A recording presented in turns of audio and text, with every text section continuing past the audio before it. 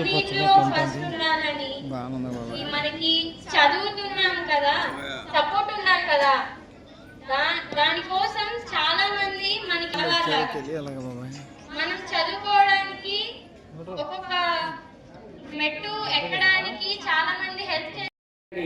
Old age home లేని మన ఇండియాగా ఉండాలి, ముఖ్యంగా ఆంధ్రప్రదేశ్ ఓల్డేజ్ హోమ్ లేని ఆంధ్రప్రదేశ్ గా ఉండాలన్నది నిజంగా. ఎందుకంటే ఓల్డేజ్ హోమ్ ఎక్కువైపోయి అక్కడికి అందరినీ పంపించేయడం అది చాలా బాధాకరమైన విషయం. కాబట్టి ఎవరైనా కిడ్స్ ఉంటే మాత్రం ఓల్డేజ్ హోమ్ లో వేయకూడదు. ఎవరు లేకుండా ఉండడం లేదు, అందరూ ఉండి.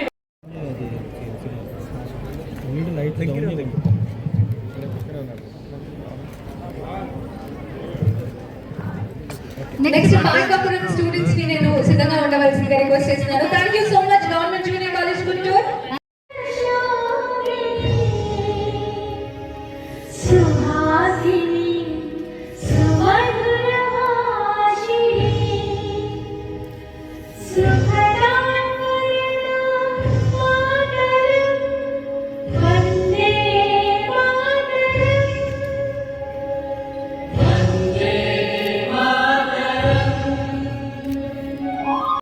అలాగే బంగారు వ్యాపారస్తులు అంటే బంగారం మాత్రం అమ్ముతారనుకున్నాం, కానీ బంగారం లాంటి మనసు ఉంటుందని కూడా మనకి ఈరోజు రుజువు చేశారు. కాబట్టి ఆ సంస్థలో ఉన్న ప్రతినిధులందరికీ కూడా మా హృదయపూర్వకమైన ధన్యవాదాలు తెలియజేసుకుంటున్నాం. Thank you.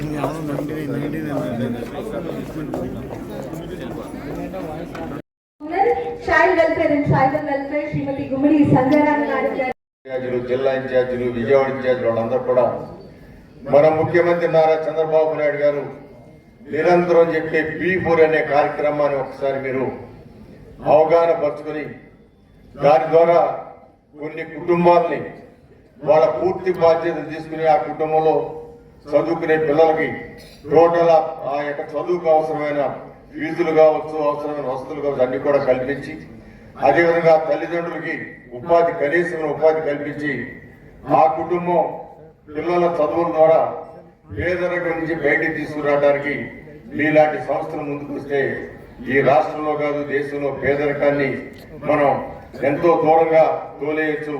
ప్రతి ఒక్కరు కూడా పేదరికం కాకుండా మిడిల్ క్లాస్ గానో లేదా ఉన్నత క్లాస్ గానో బతికే అవకాశాలు రావాలంటే మీ పోటీ వాళ్ళు ఎంతో మంది ముందుకు రావాల్సిన అవసరం ఉంది. ఆ P4 కాన్సెప్ట్ ని మీరు తీసుకుని కొన్ని కుటుంబాలను దత్తత తీసుకుని ఆ కుటుంబాలకు కావాల్సిన అవసరాలు ఏర్పాటు చేయగలిగితే మంచి సమాజంలో మంచి పౌరులు తీర్చిదిద్దగలుగుతారు, మంచి కుటుంబాన్ని ముందుకు తీసుకెళ్ళగలుగుతారు. ఆ యొక్క కార్యక్రమాన్ని కూడా చేపట్టమని ఈ సభాముఖంగా నేను తెలియజేస్తా ఉన్నాను. ఎందుకంటే మీరు 10,000 ఇస్తున్నారు, బట్ ఆ 10,000తోనే వాళ్ళ అవసరాలు లేవు. మనం ఇచ్చే 1,00,000 మందికి ఇచ్చే బదులు మనం 20,000 మందికి ఇచ్చిన 20,000 కుటుంబాలు మీరు అండగా నిలబడిన వాళ్ళు అవుతారు. ఆ 20,000 కుటుంబాలు పరిపూర్ణంగా పేదరికం నుంచి బయటకు రాగలుగుతారు, వాళ్ళు సమాజంలో తలెత్తుకుని బతకగలుగుతారు.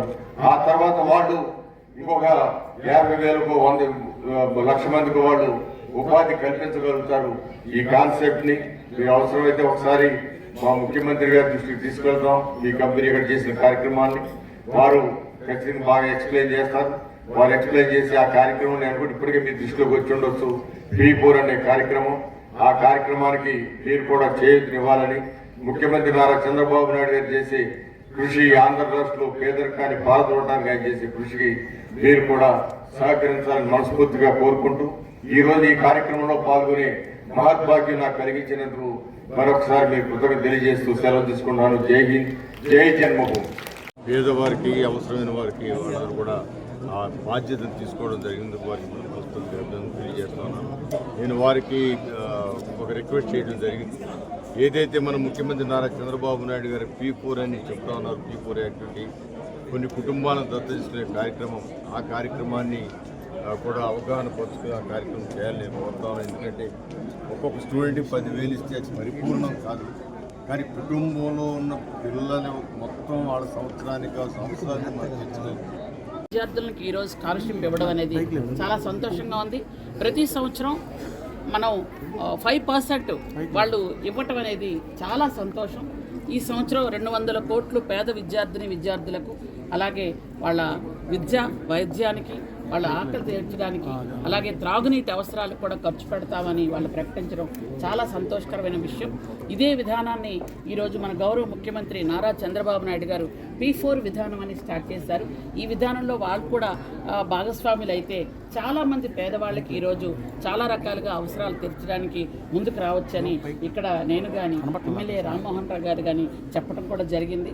కాబట్టి చాలా సంవత్సరాలుగా దాదాపు 20 రాష్ట్రాల్లో 1500 ప్రాంతాల్లో వాళ్ళు చేస్తున్నటువంటి సేవలన్నీ కూడా మనం అభినందించాలి. ఇలాంటి సేవలు ఇంకా విస్తృతంగా వెళ్ళాలి అనుకుంటే గవర్నమెంట్లో ఉండి చేస్తే ఇంకా బాగుంటుంది. ఈ P4 విధానంలో వాళ్ళు ఎంటర్ అయినట్టయితే చాలా వరకు పేద కుటుంబాలని దత్తత తీసుకొని వాళ్ళ పిల్లలు చదివించడం కానీ వాళ్ళకి అక్కడ ఉన్నటువంటి పరిసర ప్రాంతాల్లో ఉన్నటువంటి వాళ్ళ అవసరాలు